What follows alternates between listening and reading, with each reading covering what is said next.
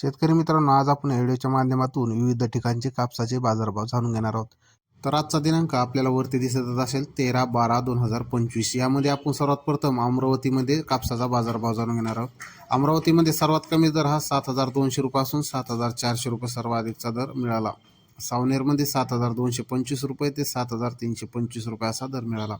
जालनामध्ये 7,665 रुपये ते 8,100 रुपये प्रति क्विंटल दर मिळाला. अकोलामध्ये लोकलला 7,789 रुपये ते 8,010 रुपये असा भाव मिळाला. अकोला बोरगाव मंजूमध्ये 7,500 रुपये ते 8,060 रुपये असा प्रति क्विंटल भाव मिळाला.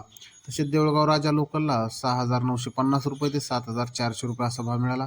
शिंदे शेलूमध्ये 6,600 रुपये ते 7,755 रुपये असा भाव मिळाला. वरोरा शेवगावमध्ये 7,100 रुपये ते 7,400 रुपये असा भाव मिळाला. पुलगावमध्ये 7,150 रुपये ते 7,615 रुपये प्रति क्विंटल कापसाला भाव मिळाला. तर शेतकरी मित्रांनो, हे होते आजचे दिनांक 13/12/2025 रोजीचे कापसाचे बाजारभाव. तर अशा पद्धतीने आता कापसाच्या भावामध्ये बराचसा बदल झालेला आहे.